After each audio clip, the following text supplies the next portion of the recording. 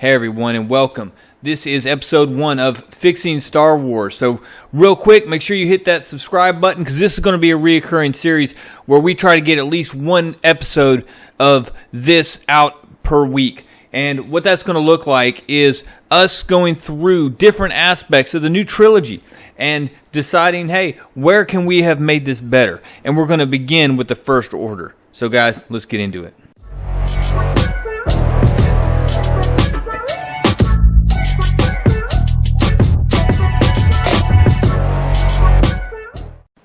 Like I have mentioned, this is going to be an ongoing series, so make sure you click subscribe so that you can get in on the discussion and when I announce live streams where we're actually going to discuss this content.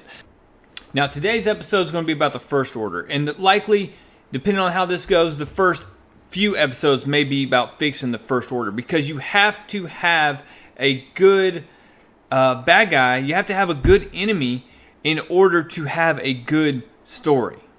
Now, there are several reasons why I can say that the First Order doesn't meet that bill. But really, what I want to focus on today are two key elements.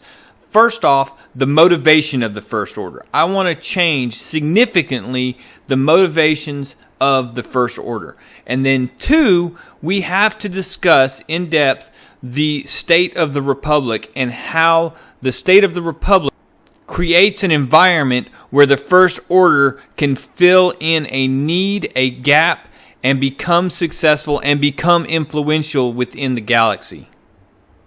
So, the first item is the motivation of the First Order.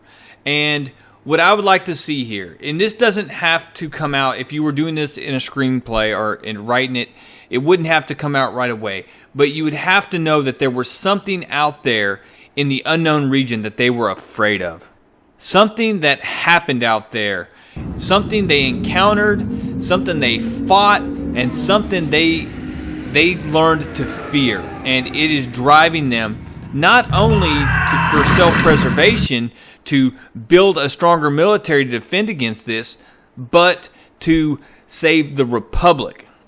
Now, those within the government that are very anti-centralist, very anti-empire, such as Leia Organa, can think these are just the ramblings of people who have gone mad out in the unknown region. They think they're telling lies. They think they are building stories in order to garner support, to stir up fear, and to try to create a reason that they can have influence within the new government. And if you ask me what it is that they should fear out there, here's what I got. After the Battle of Jakku, where the Empire fled into the unknown regions of space, the first group that arrived out there, it was just decimated, and nobody knows what happens. But when the second and third group arrived, the fleets just saw these destroyed vessels. All the Star Destroyers, all the fleet that arrived out there is completely destroyed. And ultimately, what you want to learn about is that it was a limited encounter versus the Yuzong Vong. Since then, the First Order has feared the Yuzong Vong. They're afraid of them. They're building an armada in order to be able to fight this new enemy, this new threat to not only them, but to the entire galaxy. But the problem is, no one believes them. They see anything that the First Order does as a military buildup by the former Empire to reclaim its glory, its lost glory.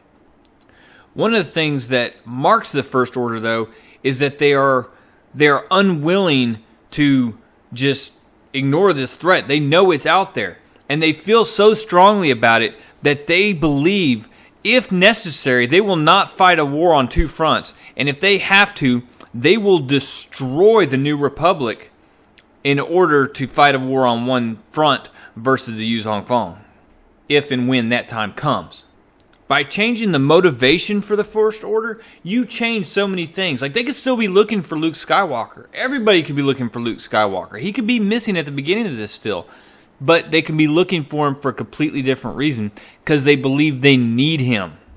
And eventually, when the Yuzong Vong does strike, imagine the First Order rushing in, not to destroy the Republic, but to save the Republic. And the conflict that would cause afterwards, in the aftermath of that. What would that do? What would that look like on the big screen? I think it would look amazing. And we can discuss some of those ideas in detail later. What we have to move to now is the second part of this discussion, and that's the current situation with the Republic.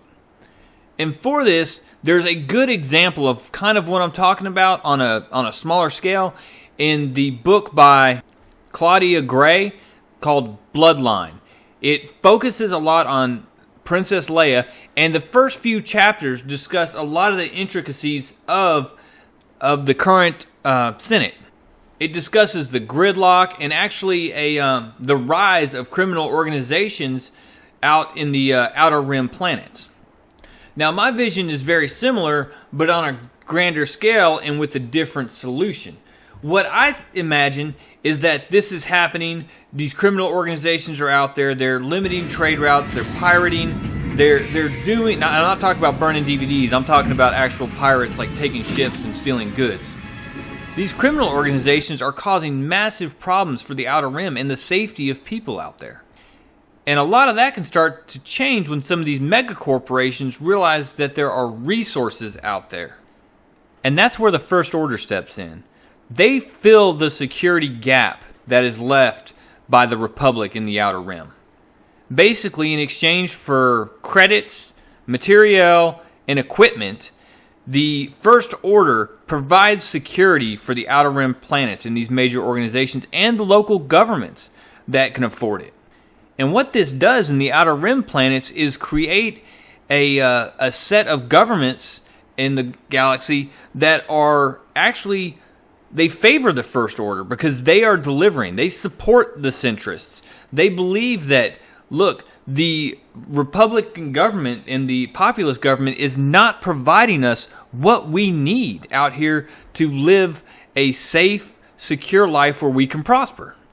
In fact, the First Order is so aggressive on this that they're actually attacking criminal organizations. They're attacking the networks. They're attacking and eliminating and creating a situation in the Outer Rim very quickly where they've eliminated these organizations and people can come out. These organizations such as the big mega corporations can come in and set up mining operations, refinery operations, timber, lumber, all the crazy stuff in the Star Wars galaxy that can be mined and harvested or whatever. They're moving in as the First Order secures these Outer Rim planets and eliminates the crime, and it's basically boosting these economies. That economic boost is coupled with additional taxes, which goes back to you're taxing us, but you're not providing us what you're supposed to be providing us, and it creates animosity against the government. Through their actions in the Outer Rim in this manner, they're able to establish themselves as an economic, a political, and of course a militaristic force in the galaxy to compete against the Republic in an indirect manner. But then through their political chains and their political machinations, they can begin to apply pressure on the Republic through the centrist party. The divide between the centrists and the populists is mentioned in Bloodline. It's actually discussed pretty well, and there's a good visual description of it. I really actually like the description it had in the book. But this is kind of elevated because the First Order is filling that gap that the government should be doing. And that is going to create a lot of rub. So guys, what do you think? The two big changes I'm recommending, basically the additional threat to the galaxy, the reason that the First Order is the way it is, changing their motivation to in the galaxy. And then the second one is the political aspect. The first trilogy, the episodes 1 through 3 did a good job of showing the political aspects and how Palpatine manipulated events, both personally and politically, to work towards Order 66, and he pulled it off so well that the Jedi ended up looking like traitors in the eyes of the Republic and the New Empire. So they're not doing that in the new trilogy. So I feel like this is a way to introduce some of that. But guys, I'll be having a live stream to discuss this probably over the weekend. I don't have a time yet, but make sure you're subscribed and click the bell for notifications so that when it goes up, you can come in and we can talk about this, because I love the Star Wars community and I love hearing your guys' ideas on fan fiction and how you can tweak these storylines, guys. I appreciate your time. Make sure you leave a comment below. Let's discuss. Real Comic Stacks out.